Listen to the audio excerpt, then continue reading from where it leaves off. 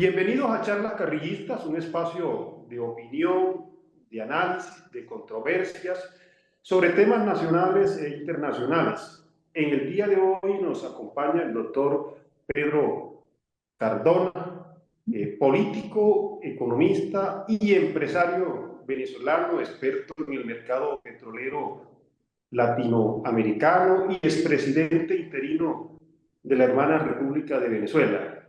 Bienvenido, doctor Pedro, a este canal y agradecemos que nos acompañe hoy para hablar de un tema trascendental, un tema que preocupa no solo a los venezolanos, sino a la comunidad internacional, y son los resultados de las elecciones presidenciales del pasado 28 de julio.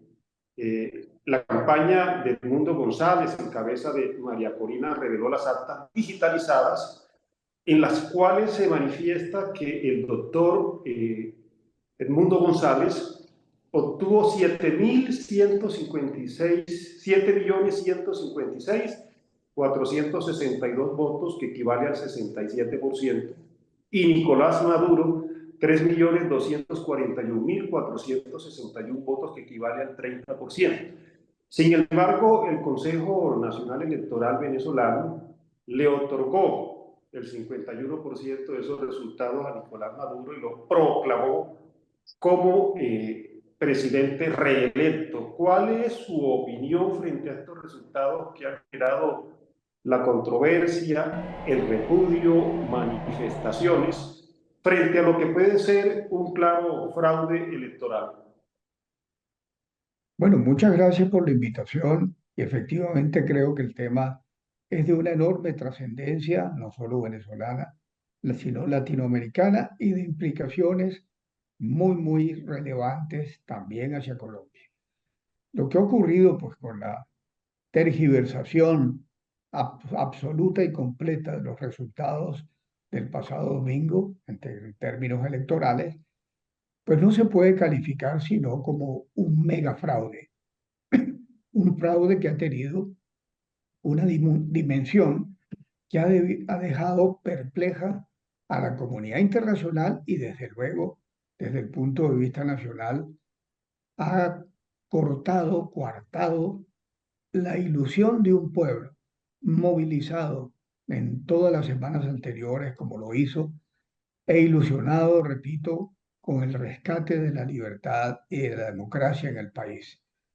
El procedimiento utilizado ha sido tan burdo: proclamación de un presidente, en este caso Nicolás Maduro, sin ninguna evidencias y actas al momento en que lo hicieron el lunes en la noche, y por otra parte, ahora el intento de forjar actas, cosa que resulta imposible en la medida en que, afortunadamente, por una estrategia muy hábil, muy inteligente, de parte del grupo de María Corina Machado y de Edmundo González Urrutia, de haber recopilado, escaneado y guardado en forma blindada las actas que inicialmente tenían 70% y superaron el 80%, y que dan un resultado incontroversial de que el ganador de las elecciones fue Edmundo González Urrutia, tal como lo ha reconocido ya parte de la comunidad internacional.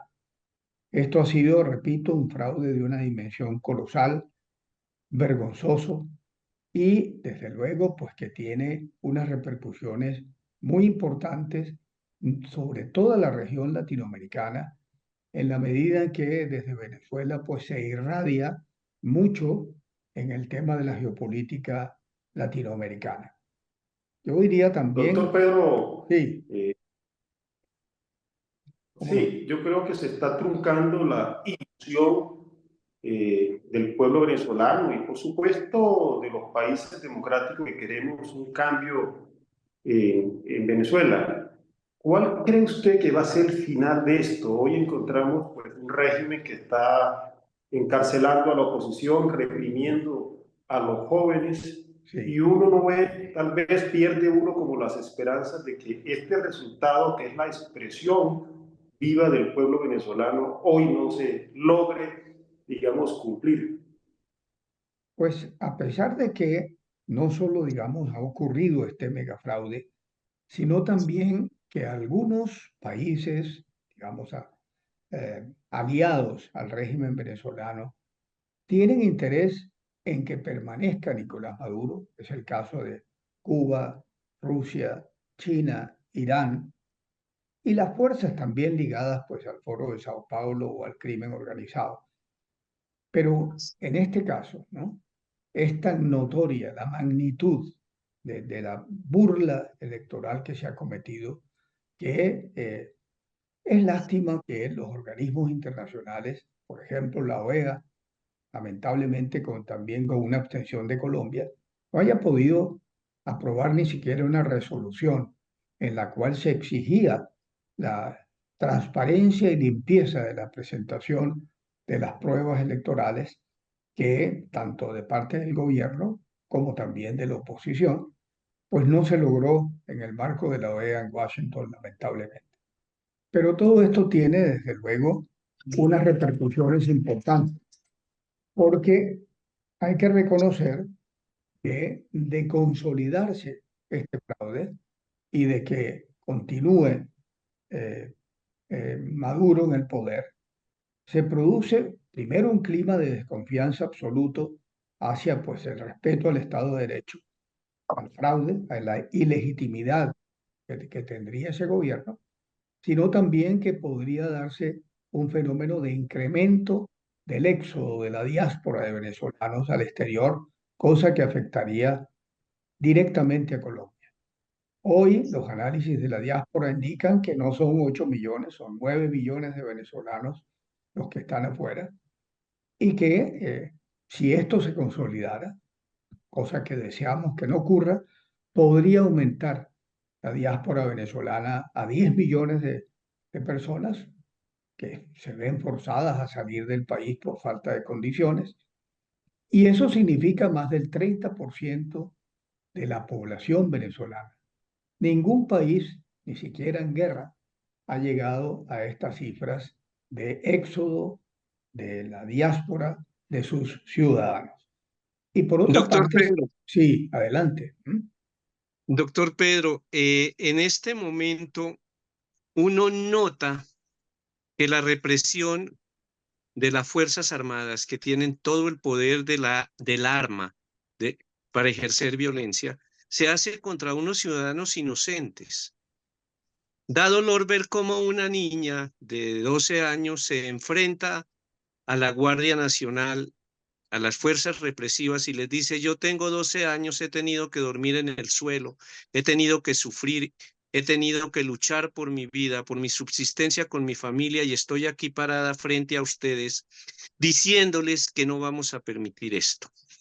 Eso es conmovedor y es muy diciente. Pero mi pregunta frente a este planteamiento que hago es: ¿qué tanto puede resistir el pueblo venezolano desarmado frente a estos monstruos que sí tienen las armas de represión? Porque hay que entender que esto va a traer muchos heridos, muchos detenidos, muertos inocentes, pero ¿qué tanto está dispuesto Venezuela y su fuerza civil, con el amparo del divino supremo Dios, a resistir estas canalladas y a esta mafia que se tomó el poder? Es cierto, Gilberto, que están sembrando el terror para provocar un fenómeno de desmovilización de la población venezolana que en las semanas anteriores, a lo largo y ancho de Venezuela, tuvo, digamos, unas movilizaciones multitudinarias.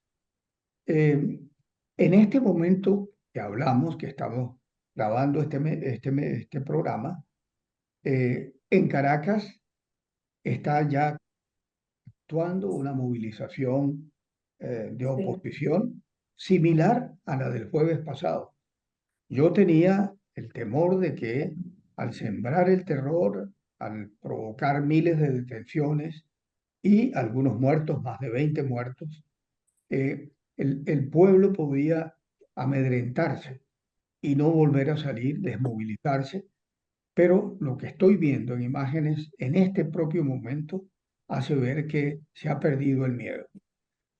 Y si esto ocurre, multiplicado lo que estamos viendo en Caracas, y en Maracaibo, que también vi unas imágenes hace apenas segundos, hace ver que la fuerza de la opinión de un país que no solo anhela, sino que exige que se respete su voluntad de cambio, puede ser un factor importante para que no se consume este secuestro, esta usurpación del poder por parte del régimen. Esa es una muy buena noticia que nos da usted y más aún si tiene ahí las imágenes en vivo de lo que está. Le va a costar mucho a Venezuela, pero eso que usted nos dice que está viendo es muy valioso porque este cambio debe ser muy duro y va a costar, pero hay que hacerlo. Sí, Yo tengo una segunda pregunta para darle ya paso a Roger. Es el juego de Padrino López. Se sí, me ocurre pensar, y usted corríjame, presidente Carmona, perdón. sí. Si Padrino López diera un paso al costado, yo creo que es él quien está sosteniendo el régimen. Yo creo que el hombre más poderoso en este momento es Padrino, que es el comandante de las Fuerzas Armadas, y pienso que Diosdado y el mismo Maduro son comodines. Me parece que el hombre que está detrás del poder es Padrino López. ¿Eso puede ser verdad? No hay duda, pues, de que las bayonetas están sosteniendo el régimen y que el líder de las Fuerzas Armadas, ya durante 10 años, es el general Padrino López. Pero hay que considerar, Gilberto, que la violación abierta de la Constitución del año 99 respecto al papel de las Fuerzas Armadas, que ha sido convertido, digamos, a la institución militar en una guardia pretoriana y en un partido político armado e ideologizado, pues supone también la existencia de un malestar. Hasta el domingo pasado, día de las elecciones, había 310 presos políticos en Venezuela, pero la mitad eran militares, lo que significa que hay una semilla de inconformidad dentro de las propias Fuerzas Armadas.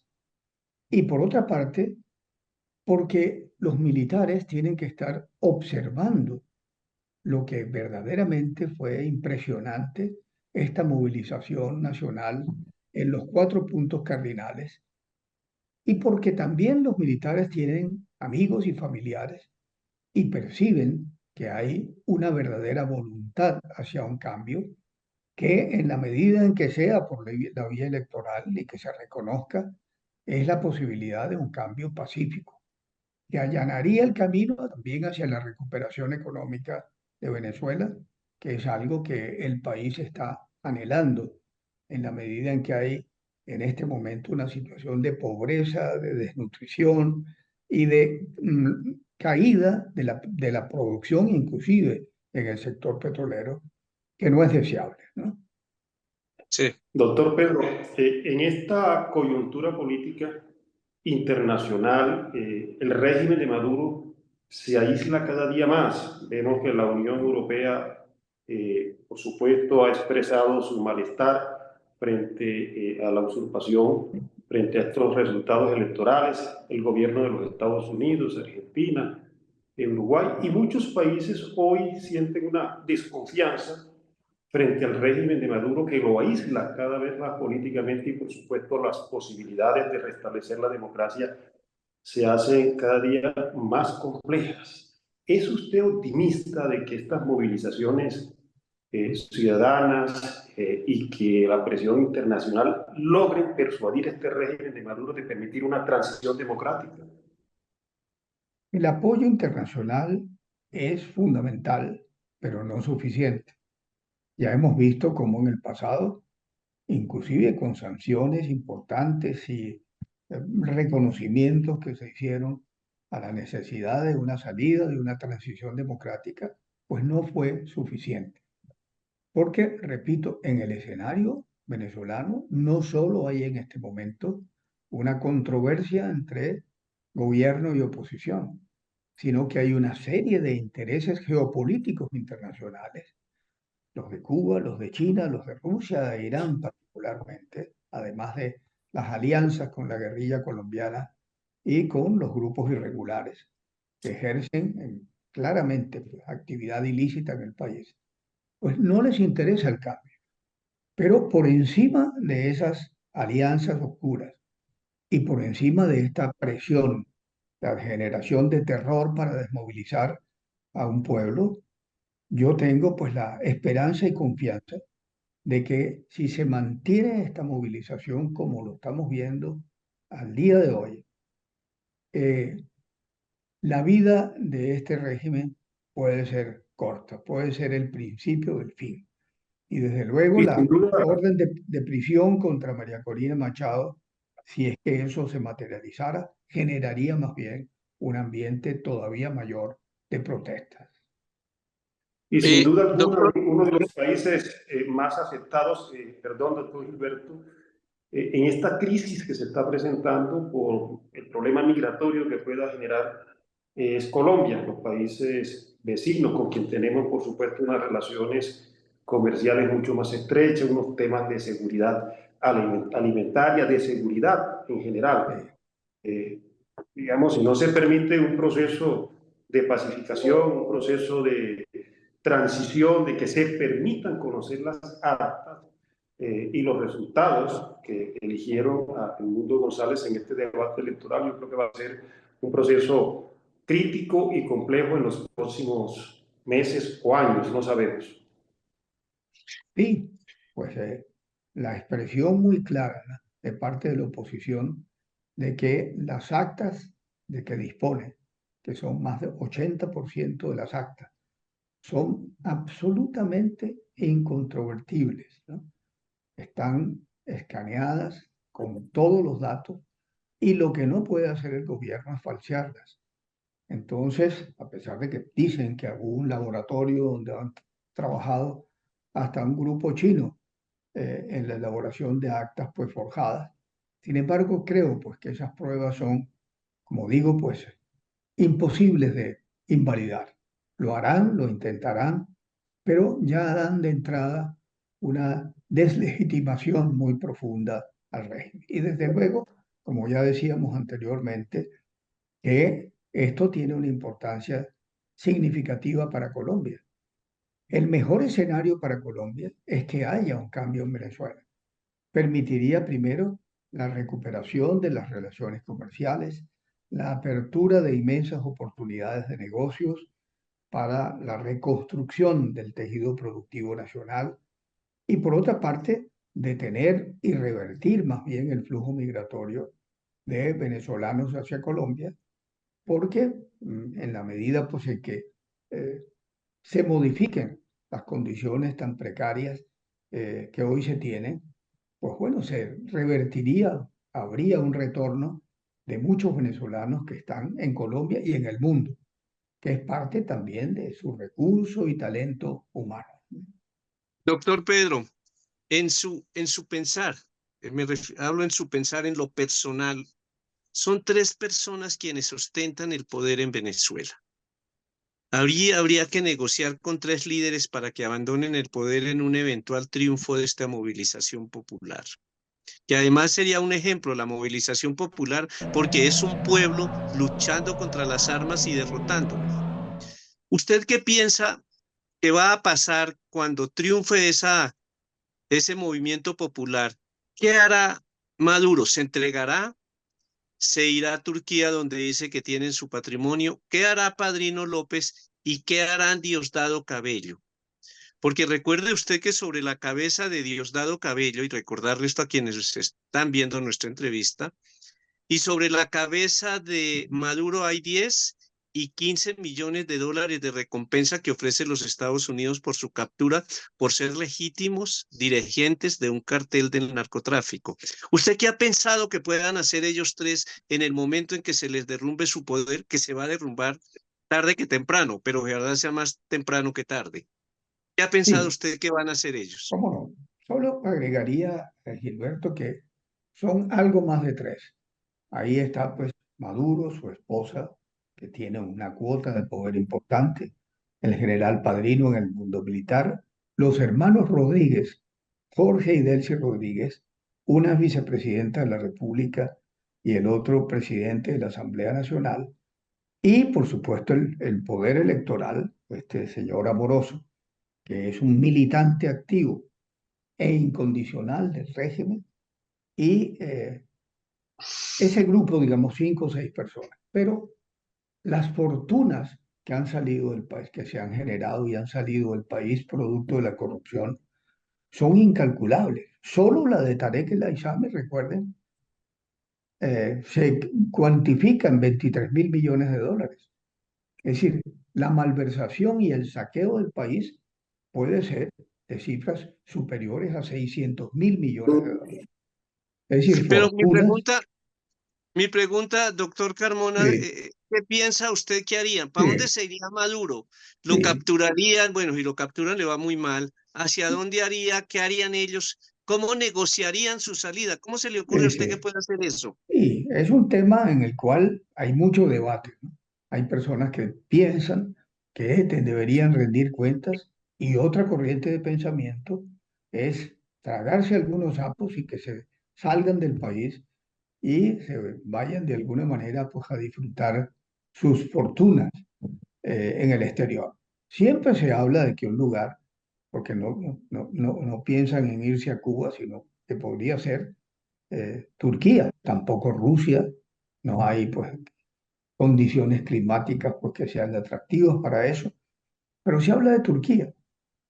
Entonces, una de las negociaciones que tendría que generarse hacia el próximo futuro es precisamente eh, las facilidades para algunos integrantes del régimen para que salgan del país, eh, permitiéndoles de alguna manera, y eso es doloroso decirle, el disfrute pues de las inmensas fortunas producto de el saqueo que han producido en el país a lo largo de 25 años, ¿no? Sí.